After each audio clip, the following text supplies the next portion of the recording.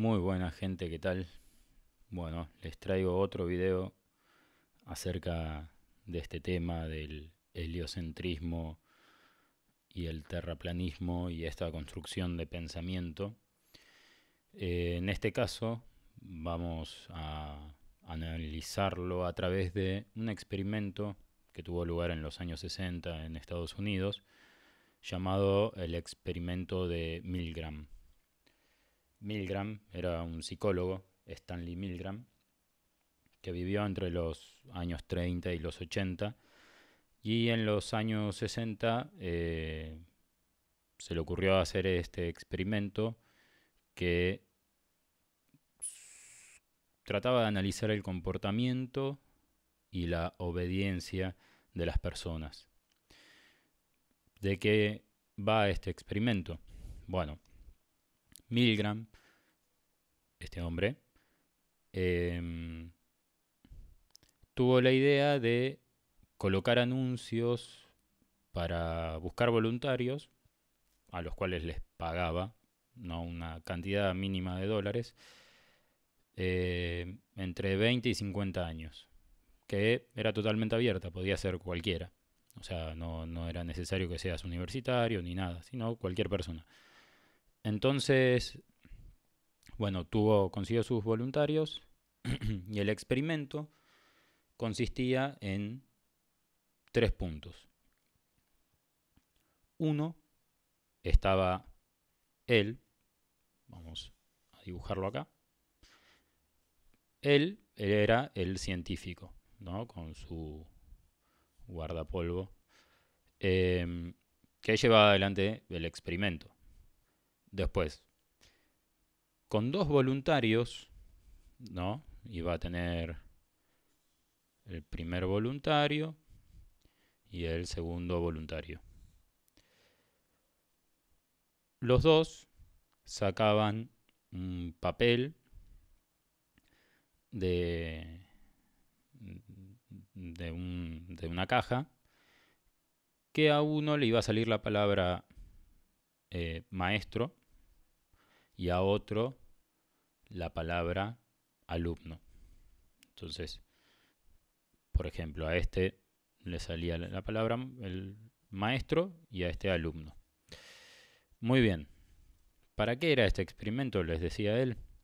Era un experimento para analizar el comportamiento de la memoria de las personas, y su teoría era que bajo una situación extrema el humano tenía la capacidad de desarrollar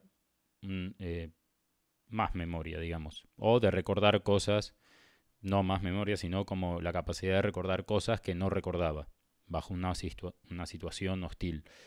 Entonces, el experimento era: el maestro al alumno le iba a dar una serie de pares de palabra. Entonces, lo que tenía que hacer el alumno era responder, ¿no?, volver a repetir esos pares de palabras en el orden y no equivocarse. Ellos estaban divididos por un vidrio, pero había algo mucho más interesante.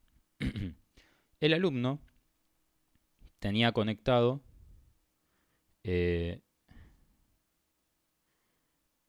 ahí unos chupetitos que le disparaban voltaje. Esto se lo suministraba el maestro. Entonces, ¿cómo era la cuestión? Cuando el alumno se equivocaba en una de las secuencias, el maestro, bajo la orden del científico, le propinaba una descarga de voltaje. Vamos a ponerla acá, la C. Cuando se sientan los dos, se le genera una descarga mínima de 40 voltios a ambos, al maestro y al alumno, para que sepan que es real, ¿no? Entonces, bueno, luego comenzaba. Entonces, el maestro le decía al alumno, el alumno se equivocaba y llegaba un momento donde equivocación tras equivocación iba aumentando el voltaje. Comenzaba con 40 voltios, iba aumentando, 80, 120, 200, 220, y llegaba un momento que el alumno se retorcía del dolor, pedía por favor que paren, y claro, el maestro le decía al científico, no puedo seguir con esto, o sea, esta persona está sufriendo. Y el científico le daba una cantidad de frases, ¿no? Como muy rigurosas, donde le explicaba que sí o sí tenía que seguir con el experimento.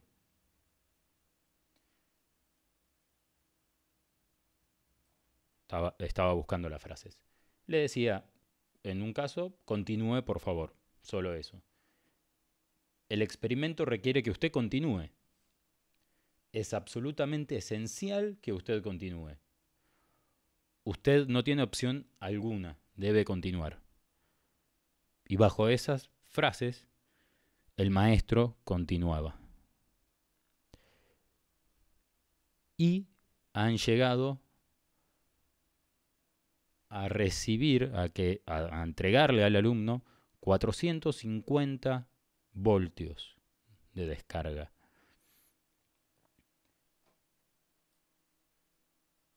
Entonces, ¿qué pasaba con todo este experimento, no? Que me parecía muy raro. En realidad, el experimento no se trataba de la memoria, sino, como dije antes, de la obediencia.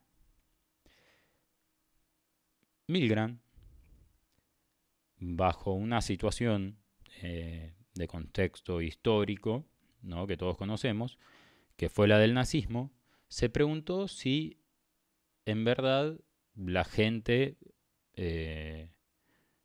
por ejemplo, que apoyaba o que realizaba las tareas de ese régimen, lo hacía porque todos eran sanguinarios o si existía la posibilidad de que las personas obedezcan totalmente sin usar su moral y su ética y su criterio lo que una autoridad calificada les dice que hagan.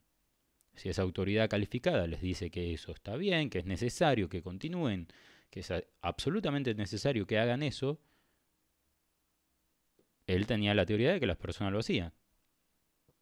En este caso, comprueba esa idea. ¿Qué pasó? Obviamente hubo muchos participantes, ¿no? Para poder sacar más o menos un mínimo porcentaje en cantidad. El 65% de los maestros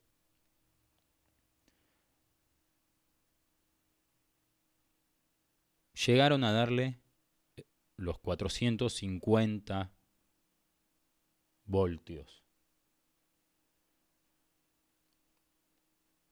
Y ningún participante frenó antes de los 300 voltios. O sea, ningún participante se cuestionó la situación al pasarlo, o sea, antes de llegar a los 300. Al pasar los 300 y ver las cajas del alumno, ahí comenzaron como a dudar. ¿Qué pasa con el alumno? El alumno era cómplice. El alumno era un actor. Entonces, cuando ellos dos sacaban el papel, el maestro, le tocaba primero al maestro, entonces el maestro sacaba y todos los papeles decían maestro. Entonces decía, bueno, a mí me tocó maestro, a él le toca alumno. Listo. Entonces el experimento solo era con esta persona. Ahora bien, ¿qué tiene que ver este experimento con el tema del heliocentrismo y del terraplanismo? Como vemos, esta cuestión de de esta figura del científico que nos dice qué tenemos que hacer, en este caso del experimento, ¿no? Y la persona obedece, se da en muchos campos. En el campo más, un campo que todos experimentamos, ¿no? Casi todos, es el de la educación. En el campo de la educación tenemos de vuelta la figura, ¿no? Como decía el experimento del maestro y del alumno. Hay muchas personas que ya saben este cuestionamiento de la palabra alumno, que refiere etimológicamente a sin luz. Entonces el maestro como que tiene que iluminarlo, ¿no? Como que esta persona no posee luz propia, entonces el maestro debe iluminar al alumno como el sol heliocéntrico debe iluminar a la luna, ¿no? Porque si no, la luna no existe. Esa es un poco la idea. Y bueno, con esto entraríamos en otras simbologías de las cuestiones, ¿no? Del rayo de luz, el obelisco, el falo, la luna, la parte femenina, representa a la mujer. Y bueno, esta idea de que la luna sin el sol no existe. Una idea que trae el heliocentrismo y que culturalmente está muy instalada. Muy bien, volviendo al tema de el maestro y el alumno. Uno cuando atraviesa todos sus años en una escuela, sobre todo en la primera parte, ¿no? En ese nivel primario, donde uno en esa edad confía mucho en lo que les dice, lo que le dice un referente, ¿no? Tanto puede ser un hermano mayor, puede ser tu mamá, tu papá o un maestro. Cuando a veces pasa que un referente le dice a un chico algo que es mentira, y ese chico lo cree y lo repite, ¿no? Como, por ejemplo,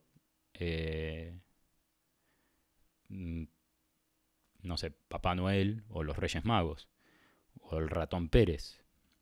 Esa fantasía, el chico lo cree porque hay una persona que él siente como un referente calificado que le está invitando a conocer el mundo, le está diciendo, sí, mira, hace ciertas cosas para que Papá Noel te traiga un regalo, ¿no? Y ese chico cree, ¿no? Todos lo creímos. Yo hasta una vez pensé que lo había visto en el cielo. Entonces, cuando ingresa a la escuela, el maestro, ¿no? El docente, vamos a ponerlo, es quien también participa dándole esa información del mundo. Entonces, lo que nos dicen los docentes, a nosotros lo tomamos y lo hacemos nuestro y lo hacemos realidad. O sea, el mundo para nosotros se construye a través de la información que nos proporcionan esos referentes. Entonces, ese es el primer punto. Tenemos al maestro y al alumno. Ahora, ¿qué pasa? Cuando uno ya entra en un nivel secundario, ya en los últimos años ya no cree todo lo que le dice ese docente, ese referente, sino que entra uno en una situación, en una edad donde empieza a cuestionar, donde aparece esa rebeldía. Entonces, ahí comienza otro proceso, donde el maestro ya no es maestro totalmente y el alumno no tiene luz, sino que el docente tiene a un estudiante. Y ese estudiante tiene un criterio, tiene un sentido crítico donde hay cosas con las que puede estar de acuerdo y hay cosas con las que no, y pregunta. Pero todavía el estudiante confía en el docente. Si ese docente tuvo un método pedagógico donde se ganó la confianza del estudiante, el estudiante va a preguntarle a él porque cree que él le puede dar la respuesta. Va a querer debatir con el docente. Pero esa respuesta que le dé el docente, el estudiante la va a creer y la va a hacer propia. Luego entra a otro nivel. Por ejemplo, universitario. Donde ya los docentes con los estudiantes tienen una relación conflictiva. Vamos a ponerlo así. ¿Por qué conflictiva? Porque el estudiante ya no va a ir a una institución, en este caso una universidad, una facultad, a solo sentarse y que le metan conocimiento en su cabeza, ¿no? Que le depositen una cantidad de información, sino que va a elegir con qué docentes estar en una clase, va a cambiarse de cátedra, va a buscar información paralela, no solo la que le den, no la bibliografía que le den en esa clase. Entonces, ya comienza el estudiante a tener una independencia. Ya no depende de ese referente. Ahora, muy bien, esto en el campo educativo. Pero hay algo que está paralelo a todo esto y que uno lo puede encontrar en su vida más, digamos, común, ¿no? Que nos atraviesa a todos. Porque hay gente que no va a la universidad por elección, ¿no? Hay gente que no ha terminado el secundario y demás. Pero, por ejemplo, hay mucha gente que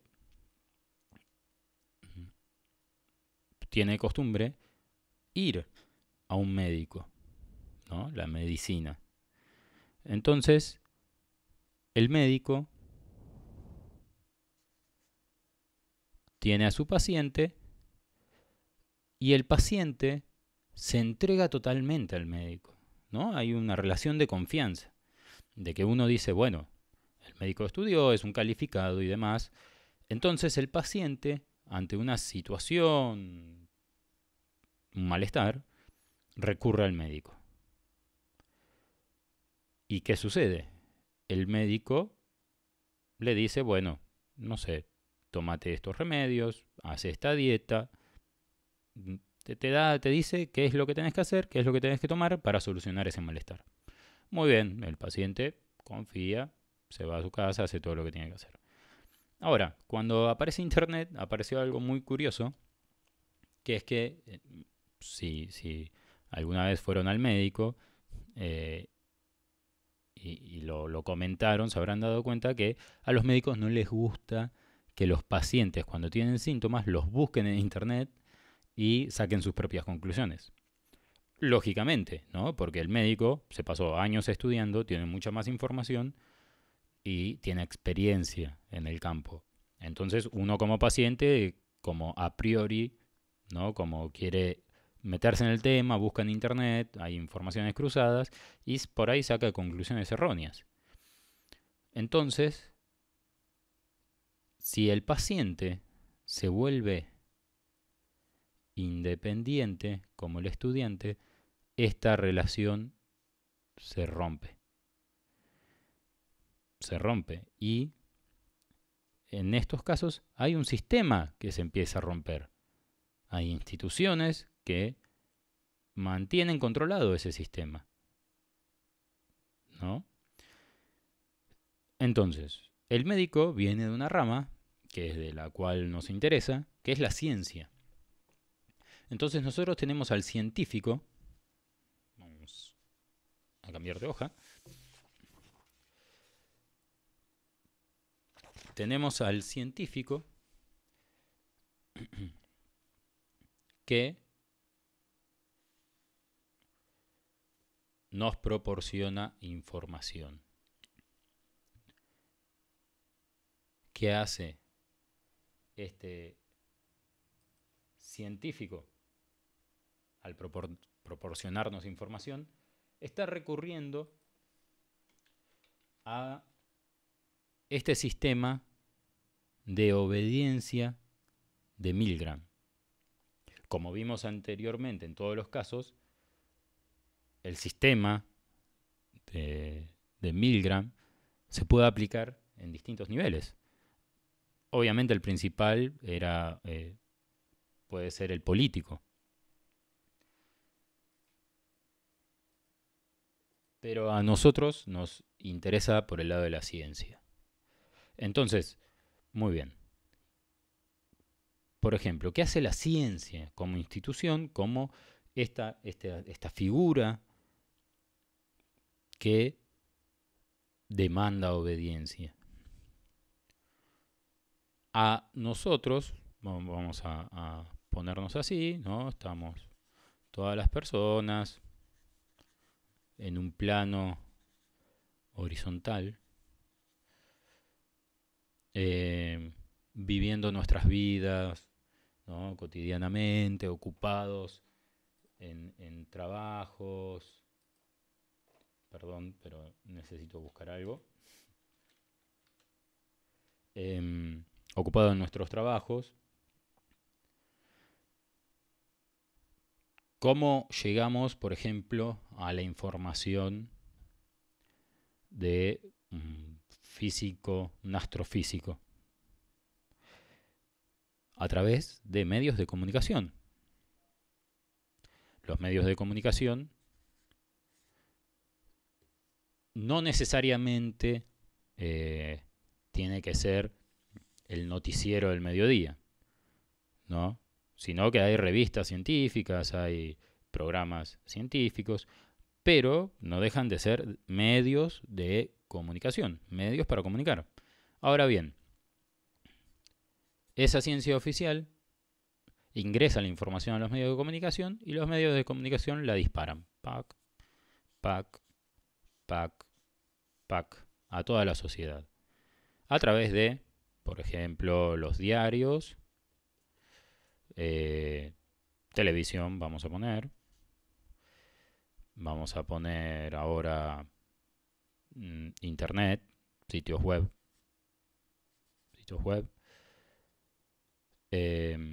Y vamos a poner publicaciones que entran revistas y demás, publicaciones científicas.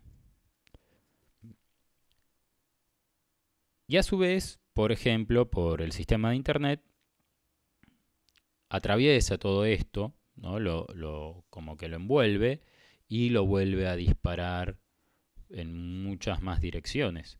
Porque de golpe uno, con internet, cree poder controlar la información que uno va consumiendo, pero en realidad no es más que engañado, porque, por ejemplo, las redes sociales generan eso. Toman información, en este caso de la ciencia, y la disparan en pequeños artículos. Todos sabemos que en internet uno, si es un video de menos de un minuto, lo ve seguro. Ahora, si es un artículo escrito de 2 carillas, no lo lees. Entonces, reducen la cantidad de contenido de la información y la vuelven a disparar. Uno lo ve en Facebook por páginas oficiales, lo ve porque lo comparte un amigo, etc. Entonces, no sé, uno abre el diario y dice, bueno, encontraron un sistema solar que contiene 7 planetas que son parecidos a la Tierra y pueden albergar vida. La televisión, el noticiero te dice lo mismo. los sitios web los podés encontrar, te dicen lo mismo. Las publicaciones científicas te dicen lo mismo. Todo esto pasa por la batidora de Internet y lo expulsa hacia todos lados. Entonces, a nosotros nos queda que, bueno, hay planetas como el planeta Tierra que, que, que pueden ser habitables y demás. Ahora bien, nosotros no cuestionamos esa información.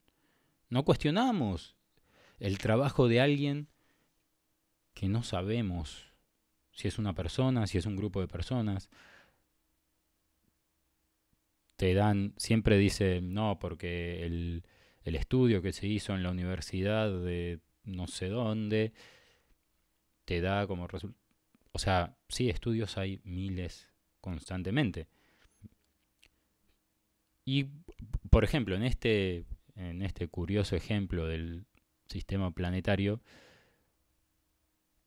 cuando lo busqué vi que la foto que mostraban de ese sistema eran una cantidad limitada, muy limitada de píxeles. Bueno, em, volviendo con este tema, la ciencia oficial pasa a tener ese rol del científico que te genera la obediencia. Y lo transmite, por ejemplo, a los maestros. Porque a uno en el colegio le enseñan que la Tierra es esférica, que hay una cantidad de planetas, que el Sol es inmenso y bla. Ahora, nunca nos enseñan a ser críticos, ¿no? Sino que eso es como algo que se va desarrollando en el ser a medida que uno va acumulando más conocimiento. Y en ese acumular conocimiento, en ese buscar conocimiento, uno va haciéndose más preguntas y viendo que esa figura que te decía vos, supuestamente la verdad, al parecer no te está diciendo toda la verdad. Muy bien. ¿Qué sucede? La persona promedio que, como decía, ¿no? Tiene su vida, trabaja, se divierte, trata de darle sentido a este paso por esta esfera gigante, viajando por el universo y que no, al parecer para la ciencia no tiene mucho sentido en nuestra vida. Toda esta cantidad de conocimiento le empieza a generar un malestar, una angustia, ¿no? Porque te empiezan a decir que sí, que tu vida no tiene sentido, o sea, que no servís para nada, que sos realmente eso, sos algo mínimo en algo inmenso y que no hay una vida después de la muerte, que simplemente el cerebro se apaga. Entonces, tenemos la diferencia de estos dos modelos. Por un lado, somos algo mínimo en algo inmenso, no lo voy a dibujar muy inmenso, ¿no? Que está girando en algo infinito, ¿no? Como, bueno, el espacio es infinito y que no sé cómo lo saben, pero bueno, lo saben. Y que da lo mismo que estés o no estés. Porque puede haber otro. Puede haber otro, hay otro, hay otro, hay otro, hay otro, hay otro, y hay otro, y hay muchos, y va a seguir habiendo. Y entonces, tu vida, ¿de qué sirve a quién? Para vos. Si uno se pone a pensar en este sistema, el heliocéntrico, ¿no? Voy a dibujar el sol acá en el medio. Vamos a hacer de cuenta que está muy lejos. Y vamos a dibujarle una luna. Ahí. Vamos a hacerle cara a la luna. Muy bien. En este sistema, que uno es un producto casual de la existencia, da lo mismo que existas o no existas.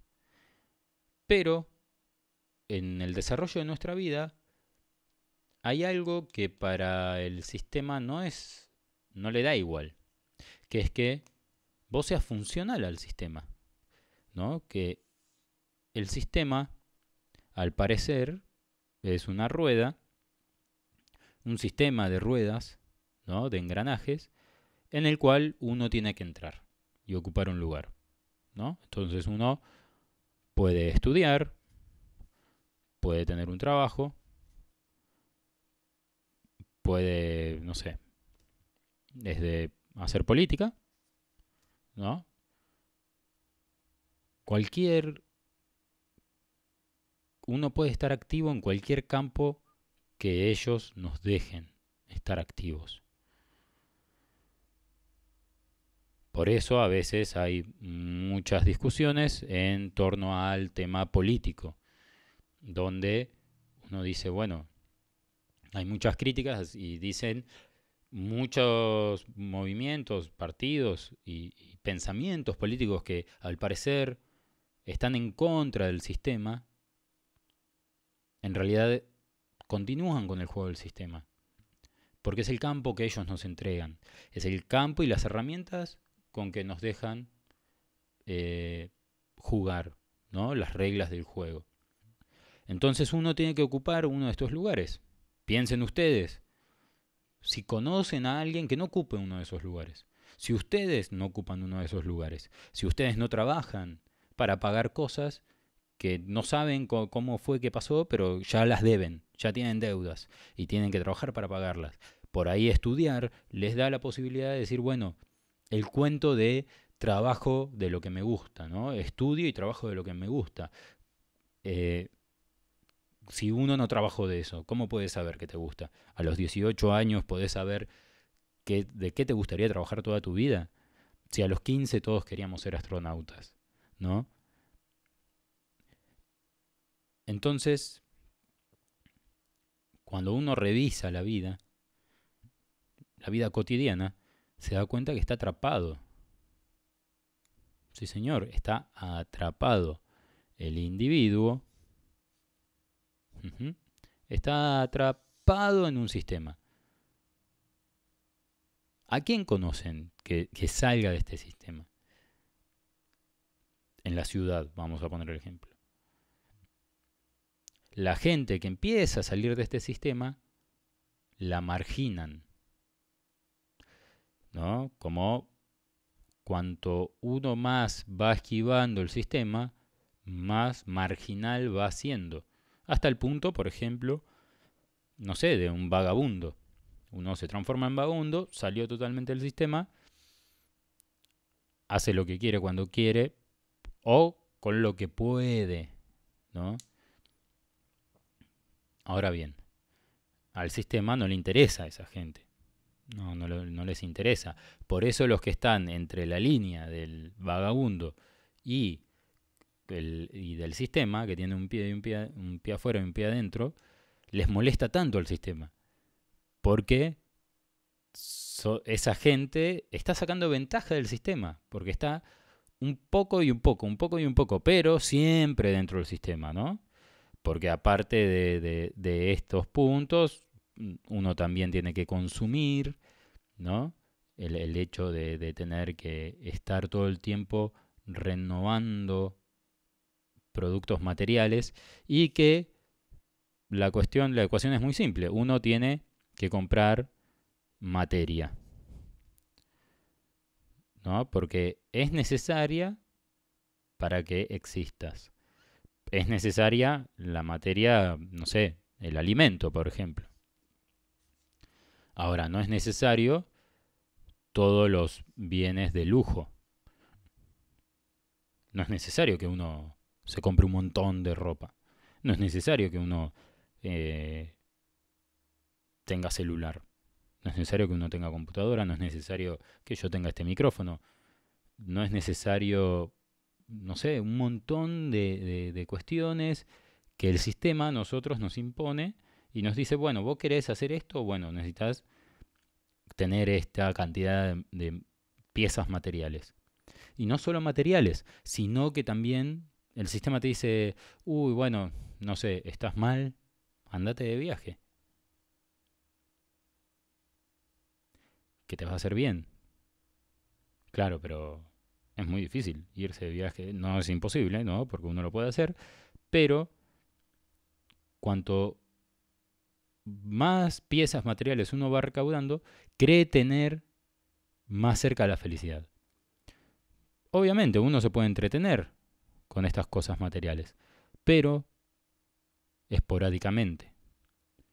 Uno puede estar contento de vestirse con sus mejores ropas, uno puede estar contento de comer una comida muy elaborada y cara, uno puede estar contento de ir a algún espectáculo que paga un precio muy caro, uno puede estar muy contento de andar en su auto nuevo, pero hay algo que se le está escapando, y que es ese sentido de existencia.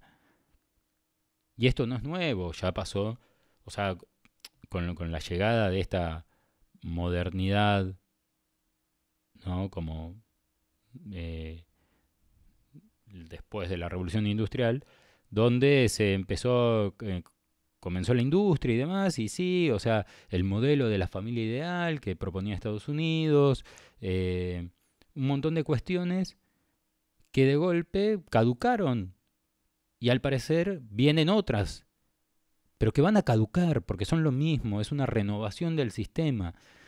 Es el mismo sistema que se renueva, saca sus propios competidores para poder mantenerse vivo. Muy bien. ¿Qué pasa con esto? ¿No? Con todas esas cuestiones materiales. Uno los consigue a través de la plata, el dinero, ¿no? Vamos a dibujar acá un símbolo. A través de esto. ¿Y esto de dónde viene? En este sistema del trabajo. Y este trabajo, ¿qué nos pide a nosotros? Tiempo. Vamos a poner trabajo, tiempo.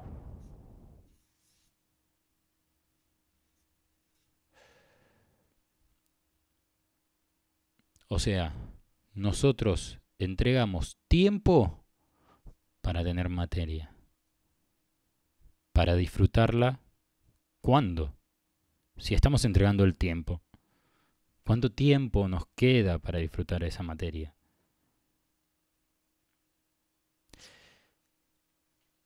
Ustedes estarán pensando, bueno, se fue un poco por las ramas, ¿no? No, no, no, no, no. Está todo controlado. Exactamente, está todo controlado.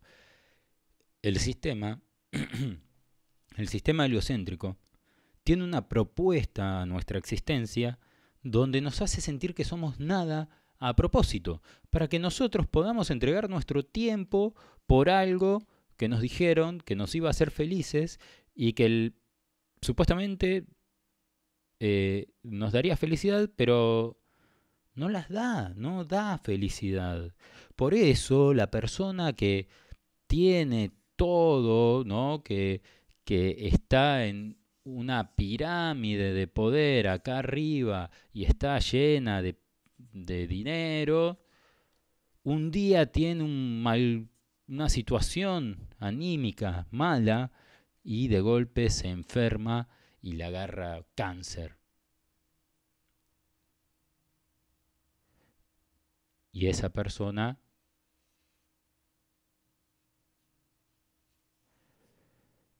¿qué pasa con esa persona? O sea, si tenía todo, ¿cómo una angustia puede matar a alguien? ¿Cómo puede ser que en este sistema, que somos todos tan felices, la nueva causa de muerte que predomina sea la del cáncer? que ya es innegable discutir que el cáncer es producto de situaciones emocionales, de angustias, de malos tragos. Hoy en día todos tenemos a alguien, o un familiar, o un conocido, un amigo, o lo que sea, que tuvo, tiene o falleció de cáncer. ¿Cómo en este sistema tan feliz que nos dice que tenemos todo, que nos muestra Coca-Cola lo felices que somos, que Netflix te dice disfrutar de nuestras ficciones, que nos bombardean constantemente con McDonald's y lo felices que somos y la cerveza que nos tomamos y cómo nos reímos, la gente muera de tristeza? ¿Por qué la gente muere angustiada, triste? Porque nos convencieron de que somos un punto insignificante en una existencia que no podemos controlar para nada. Que si mañana aparece un agujero negro, ¿no? Ese personaje siniestro que inventó la ciencia oficial, nos traga. Entonces, como nos hacen sentir realmente que somos nada, morimos de tristeza.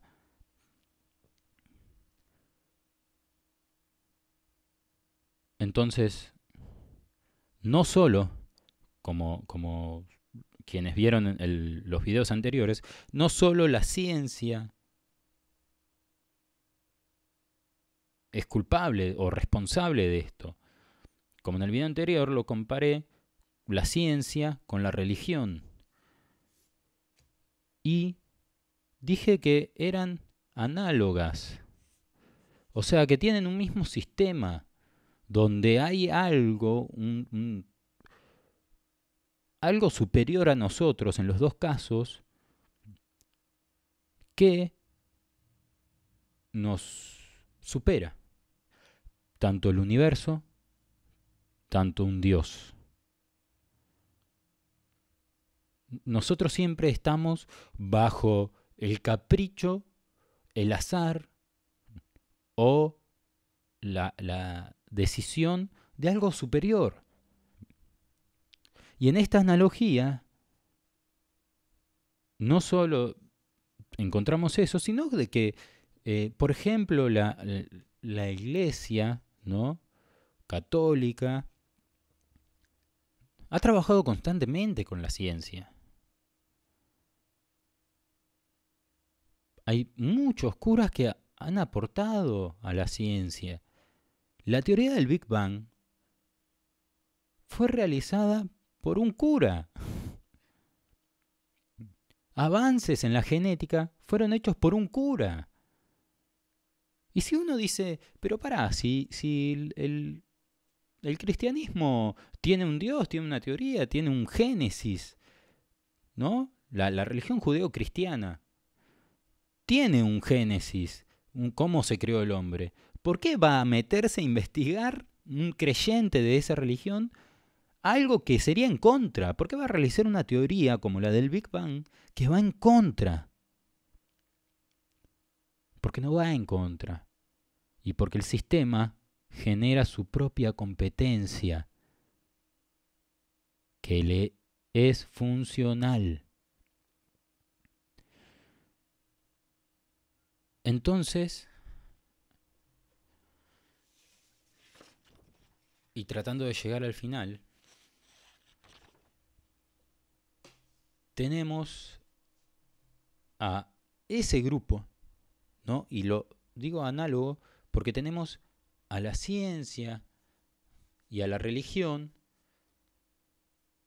como líderes del sistema, o por lo menos los representantes de este sistema.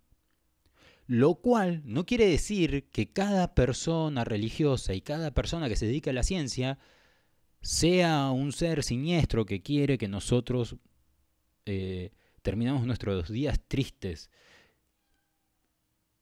sino que hay una cúpula, hay un sector que genera todo este sistema.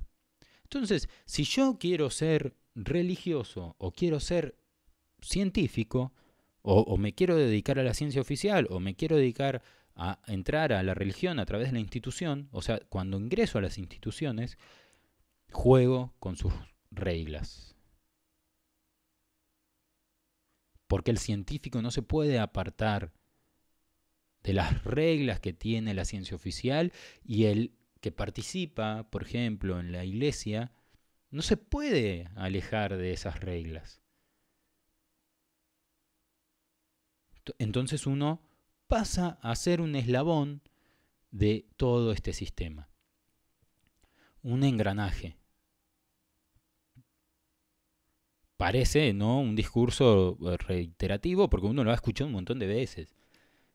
Pero el punto es que en este caso, con la idea del terraplanismo, lo que se propone es que ya uno no es un punto en un sistema inmenso, ¿no?, de galaxias y demás, sino que uno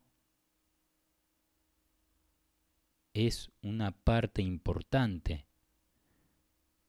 de esa existencia. Uno deja de ser una parte de un sistema creado por el hombre para ser una parte fundamental del sistema de existencia, que no es creado por el hombre. No es esta ficción creada por el hombre, esta ficción del heliocentrismo, sino que está basado en la realidad. Porque díganme cuántos de ustedes vieron la Tierra esférica con sus propios ojos.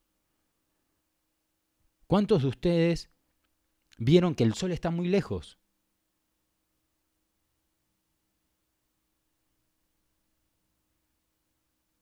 ¿Cuándo vieron otro planeta? Las distancias, ¿cómo las pueden medir?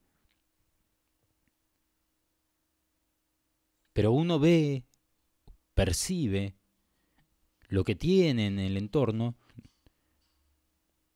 y saca sus conclusiones a partir de lo sensorial. La ciencia, en un momento, lo que trató de eliminar es la intuición, ¿no? A través de comprobaciones, de que el universo, la realidad, la naturaleza nos dice cómo son las cosas y no la suposición de un ser, del ser humano. Pero resulta que uno hoy en día sigue manejándose con la intuición. Como decía en el video pasado, muchos siguen consultando a astrólogos, consultando, no sé, a alguien que hace Reiki, usando piedras que están tan de moda.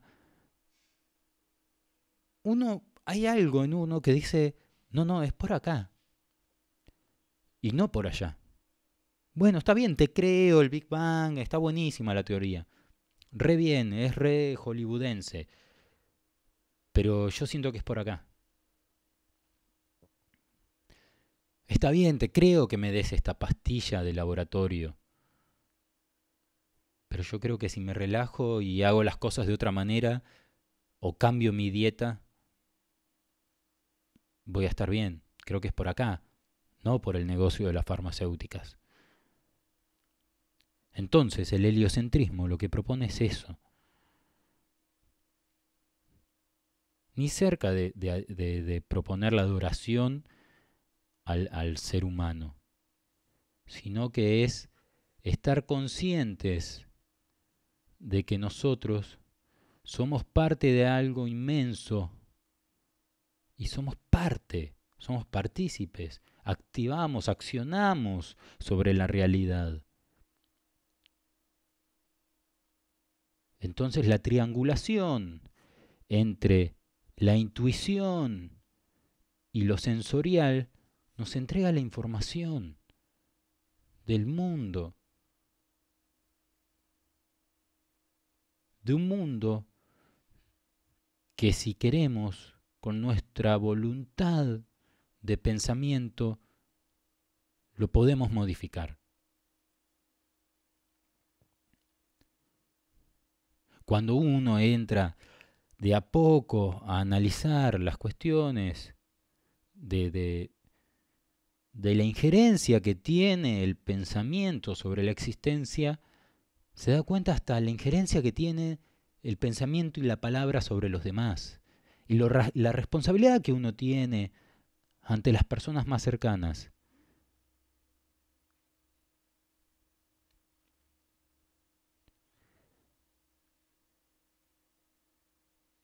Entonces, hay un método de obediencia, como demostró Milgram, que se aplica. Nosotros obedecemos a un sistema, a un grupo de gente, a una cantidad de instituciones que nos dicen que no somos nada, que nos mienten, que nos bombardean con información, ¿no? Películas, música, entretenimiento, nos entretienen.